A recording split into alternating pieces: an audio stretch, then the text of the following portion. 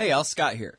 The Ciceronian Society is an interdisciplinary group devoted to the timeless themes of place, tradition, and things divine. You are invited to their 6th annual conference to hear 2 days of papers on important thinkers, from Plato and St. Benedict to John Locke, Hayek, and Henry David Thoreau. The conference is March 10th through 12th in historic Gettysburg, Pennsylvania, less than 2 hours from D.C. and Baltimore. Register at CiceronianSociety.com. All right, you guys, welcome back. I'm Scott Horton. It's my show, The Scott Horton Show, here on Liberty Radio Network. Noon to 2 on the weekdays. It's libertarian foreign policy mostly. All right, so our first guest on the show today is James W. Carden. He is contributing writer for The Nation and also writes regularly at The National Interest. He's the editor of the American Committee for East-West Accords website, eastwestaccord.com. He previously served as an advisor on Russia to the Special Representative for Global Intergovernmental Affairs at the State Department, and he has this very important piece at consortiumnews.com called Sleepwalking Towards Catastrophe. Welcome back to the show, James. How are you, sir? I'm fine. Thanks for having me. Very happy to have you back on the show here. So first of all, before we get into the subject matter, I mean, it's all related, of course. I was hoping you could discuss a little bit, tell us about what I thought was pretty big news, that you guys were able to bring on Chuck Hagel, the former Republican senator and former Secretary of Defense under Barack Obama, onto your committee for East-West Accord, which is, in a word, anti-New Cold War group. Pro-peace with Russia group that you guys have set up here. So please tell us all about how that happened and how important you think that is, et cetera, like that. Well, I'm not necessarily, privy to those sorts of things. It's kind of above my pay grade. I just edit the website, but we're very, very pleased. Not only that Chuck Hagel has been gracious enough to join us. We've also added a number of other very distinguished Americans in the past couple of months. So the board is now at 11 members, and it includes Donald F. McHenry, who was the UN ambassador under Jimmy Carter. He's joined us. Franklin Delano Roosevelt's granddaughter, Anna Eleanor Roosevelt, has joined us, and she's the chairman of the Roosevelt Institute up in New York. And so, we're growing and, maybe not, growing as quickly as I would like on the web, eastwestaccord.com. But, I think that, 2016 is, shaping up for the committee. So thanks for mentioning it. Yeah, sure. Chuck Hagel is a real big get if you guys can get him to get out there and make some statements, give some speeches, and try to raise a little bit of hell. Of course, Jack Matlock, the second-to-last ambassador to the Soviet Union, is there. We've spoken with him on the show a couple times. And Bill Bradley, former presidential candidate, former senator from the Democratic Party. It sort of seems like and this is the thing with Bradley. I don't know a lot about Bradley, but it seems like basically any of these guys who really know anything about Russia and they don't have a real vested interest in climbing on board the bandwagon for the new Cold War, they object. It's sort of like even Bob Barr is good on Iran. When Bob Barr, what reason does he have to be good on anything? But it's because his father worked in Iran when he was a kid, so he knows a little bit about it. So he knows BS when he hears it. That's, you know what I mean? Well, that's right. I mean, Senator Bradley was very involved in the post-Cold War, deliberations on how we should approach Russia, and was a very positive voice back then. What you're saying about Bob Barr, almost applies to Representative Dana Rohrabacher, who is, unlike Barr, is still a sitting congressman, but he's been particularly good on Russian issues because he's been there. And that's probably one of the first. That's a very rare thing, I think, for a member of Congress to actually have any firsthand experience dealing with the place. And I think that once you have even a little bit of exposure, it sort of, the tendency to paint, Russia in these very stark, malign terms sort of dissipates. Mm-hmm. Well, I think one of the most powerful techniques, I'm sure Donald Trump would say, one of the most powerful techniques toward pushing or for pushing your point of view is you just bake your premise right into the question and make it seem as though it's, unanimously held belief or fact, such as last night in the debate, the question for Donald Trump about his praise for Vladimir Putin. Jake Tapper, who is not just an anchor, but is actually, a journalist, the way he framed the question was, you praise this autocrat. I think he may have even called him a dictator, as though he was not the elected president of Russia. But then again, there are a lot of elective dictatorships. I think I kind of live under one right now. So, I wonder if you'll really take that on as honestly as you can about just how powerful is Vladimir Putin. How unfair or fair is that characterization after all? Well, I mean, Tapper is, I think Tapper has been particularly bad on this topic. I'm not sure how much he knows about foreign policy. His show has been, has hosted one, raging neocon, Russophobe after another. And so I'm not at all surprised that Tapper posed the question to Trump the way that he did.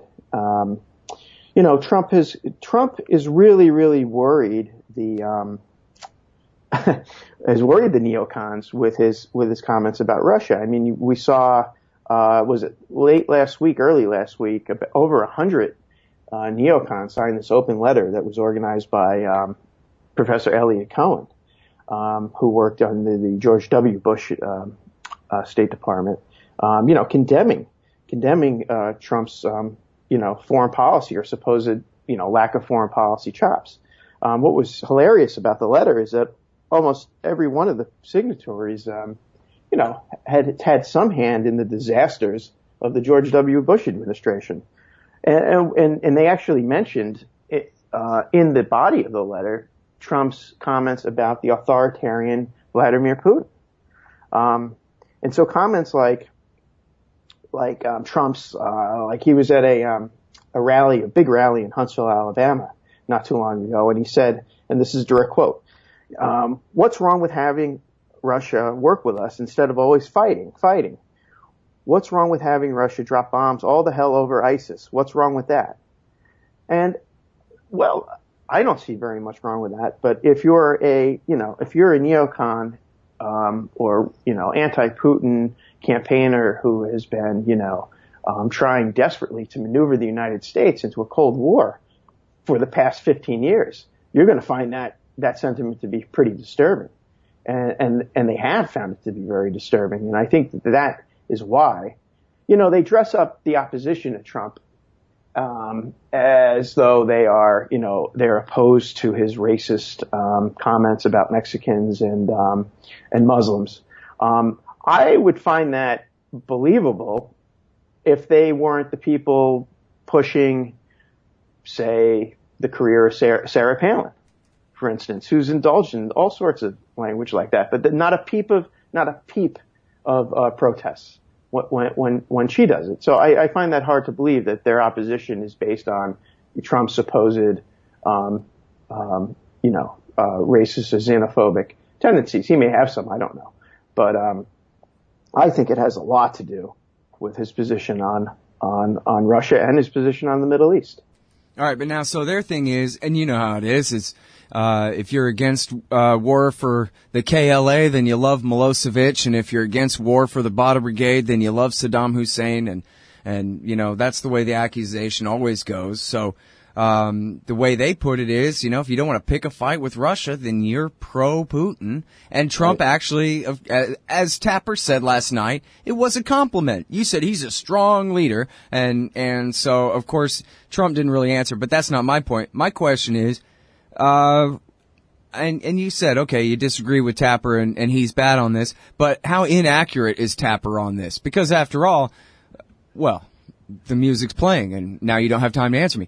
On the other side of this break, then that's what I want to know is just how powerful is Putin? Is he really a dictator? How many more terms do you expect him to put in? And what is the truth of our Hawk's point of view about his intentions. That's what I want to ask when we get back with James Carden right after this, y'all. Hey, all, Scott Horton here to tell you about this great new ebook by longtime future freedom author Scott McPherson. Freedom and Security, the Second Amendment and the Right to Keep and Bear Arms. This is the definitive principled case in favor of gun rights and against gun control. America is exceptional. Here the people come first, and we refuse to allow the state a monopoly on firearms. Our liberty depends on it. Get Scott McPherson's Freedom and Security, the Second Amendment and the Right to Keep and Bear Arms on Kindle at Amazon.com today. Hey, Al Scott here. If you've got a band, a business, a cause, or campaign, and you need stickers to help promote, check out thebumpersticker.com at thebumpersticker.com. They digitally print with solvent ink, so you get the photo quality results of digital with the strength and durability of old-style screen printing. I'm sure glad I sold thebumpersticker.com to Rick back when. He's made a hell of a great company out of it, and there are thousands of satisfied customers who agree with me, too. Let thebumpersticker.com help you get the word out. That's thebumpersticker.com at thebumpersticker.com. All right, guys, welcome back. Now, I'm Scott. It's my show. I'm talking with James Carden, writer for The Nation and The National Interest, and the American Committee for East-West Accord. That's at eastwestaccord.com. And then, sorry, so yeah, you know how it is with the hard breaks and everything. But, James, we were discussing just how much of a dictator is Putin after all. Well, I think I'll preface this by, and this will sound initially like a dodge, but I will get to your question. It's not a question or a topic that I actually spend a lot of time thinking about, because the way I approach sort of foreign policy questions is that I don't really believe that the internal dynamics of other countries actually tell you all that much about kind of their external posture. So in terms of Vladimir Putin, see, I get called, a Kremlin Putin apologist rather more often than I would like. And to me, it doesn't really matter if Mr. Putin is going to remain president of Russia for the next 5 minutes or for the next 50 years. I think that the problems that sort of bedevil U.S.-Russian relations, they predate him, and if they aren't addressed now, they'll remain. And that's the problem of the kind of security system within Europe. It's the problem of Russia's place in Europe. It's the problem of NATO, and how we get to a sort of, modus vivendi between NATO and Russia, so we don't have these terrible things breaking out like the conflict in Ukraine. I think people like Tapper probably put way too much emphasis on the man and not enough on sort of the shape of the geopolitical system. Now, how much of a dictator is Putin? Well, look, I think it's pretty accepted that, when in the last election in 2012, he padded his total by about 10 percentage points to 65%. He would have won quite handily with 55%. Now he has a approval rating of about 80%. But those numbers are reliable, because they're taken by, something called the Levada Center, which is very well respected, in the West. So this isn't, some kind of, tin pot dictatorship where, when you hear, some dictator has 90% approval rating, it must be and usually is false. Those are actually pretty good numbers. And so, he does have legitimacy. I think the other thing that you need to keep in mind here is that, he is surrounded by high-level politics himself. There are competing interest groups within the Kremlin. This is not a situation where, in sort of popular history, we have the idea of Stalin, and what Stalin said went and was the law, and that was it. My understanding is that that is not the case today. He has he has various blocks that he needs to manage. And that isn't so very different from what happens in Washington. They refer to their system as quote unquote sort of a managed democracy. I think that's probably a fair, like ours. Yeah, well, right. Actually, I was just going to say that, during the, this is a good time to think about the state of our own democracy, because. Yeah, they're a republic like Iran or America. Well, I mean, do they have such things as superdelegates and an electoral college? I mean, we don't necessarily have this, this wonderful direct democracy that we like to pretend that we have. I mean, my view of it is that as someone who is, I rather like Bernie, but, I think Hillary's is stealing this thing with these superdelegates. I mean, they're not beholden to anyone. It's just a bunch of, apparatchiks in the Democratic Party who she has under her wing. So, I mean, we need to allow for differences in other countries' political systems. I guess that's what I've been in a very long-winded way trying to get to. I hope that kind of answers your question. Sure, that's fair. And I don't want to sound like I think that, their accusations are the most important questions necessarily, but if we go back, the reason that I asked was it was in response to something that you said along the lines of, their kind of baseless narratives about what's going on here, and the dictatorship of Putin in their narrative is, part and parcel, of course, with the narrative of his aggression in Eastern Europe and his threat that he's going to invade the Balkans any time now. And remember that time when history began in April of 2014 and he invaded Crimea?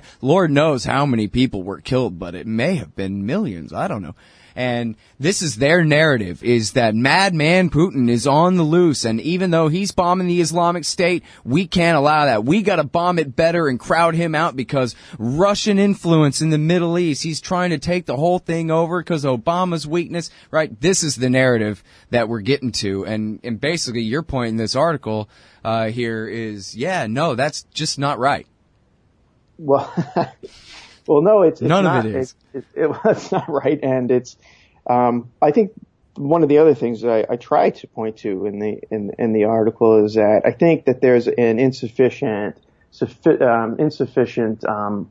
understanding among the candidates that the world order as it currently obtains is exceedingly dangerous.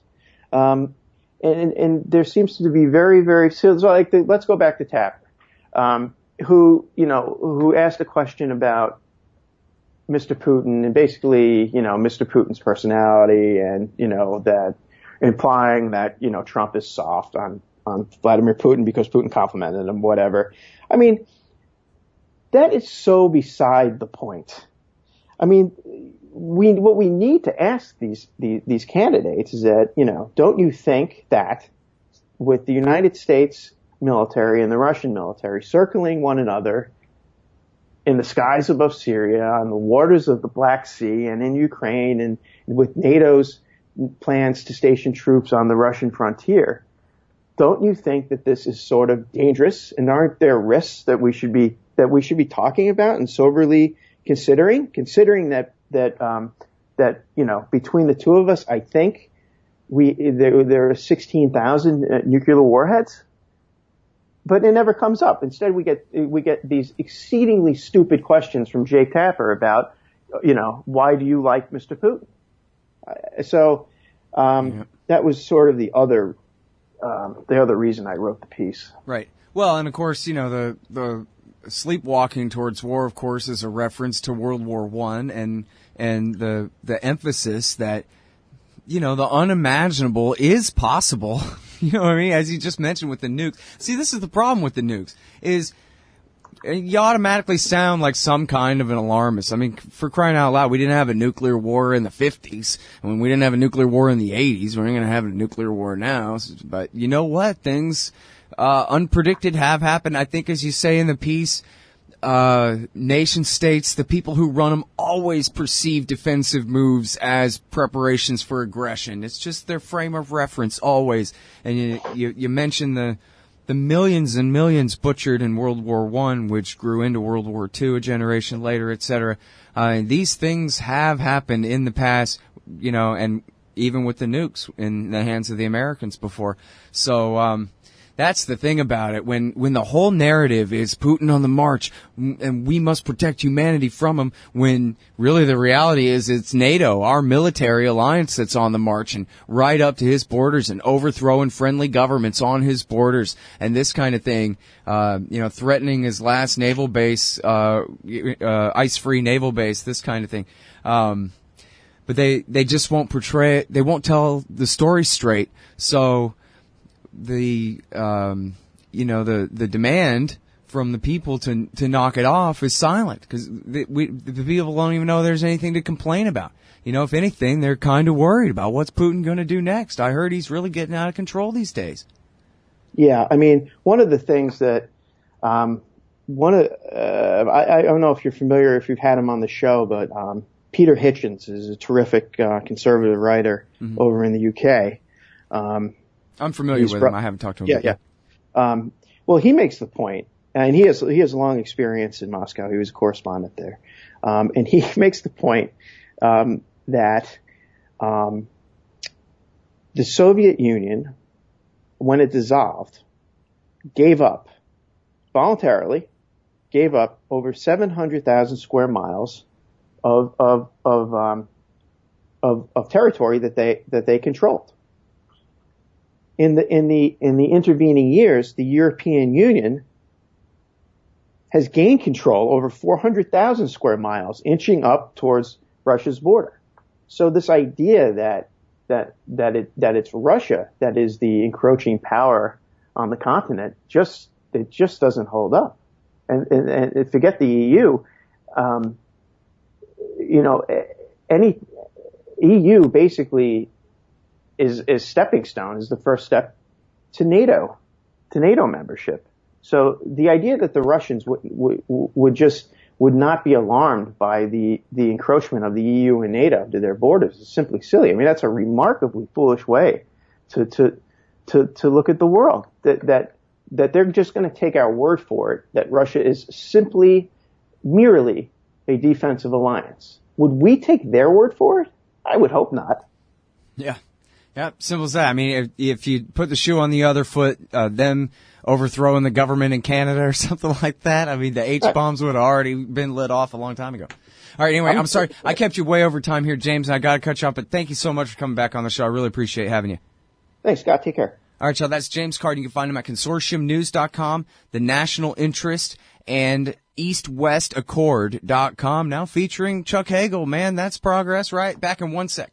Hey, y'all, Scott Horton here for Liberty.me, the great libertarian social network. They've got all the social media bells and whistles. Plus, you get your own publishing site, and there are classes, shows, books, and resources of all kinds. And I host 2 shows on Liberty.me. Eye on the Empire with Liberty.me's Chief Liberty Officer Jeffrey Tucker every other Tuesday, and The Future of Freedom with FFF founder and president Jacob Hornberger every Thursday night, both at 8 Eastern. When you sign up, add me as a friend on there. ScottHorton.Liberty.me. Be free. Liberty.me. You hate government, one of them libertarian types, or maybe you just can't stand the president, gun grabbers, or warmongers. Me too. That's why I invented LibertyStickers.com. Well, Rick owns it now, and I didn't make up all of them, but still, if you're driving around and want to tell everyone else how wrong their politics are, there's only one place to go. LibertyStickers.com has got your bumper covered. Left, right, libertarian, empire, police, state, founders quote, central banking. Yes, bumper stickers about central banking. Lots of them. And, well, everything that matters. LibertyStickers.com. Everyone else's stickers suck. Hey, y'all, Scott Horton here for WallStreetWindow.com. Mike Swanson knows his stuff. He made a killing running his own hedge fund and always gets out of the stock market before the government-generated bubbles pop, which is, by the way, what he's doing right now, selling all his stocks and betting on gold and commodities. Sign up at WallStreetWindow.com and get real-time updates from Mike on all his market moves. It's hard to know how to protect your savings and earn a good return in an economy like this. Mike Swanson can help. Follow along on paper and see for yourself. WallStreetWindow.com.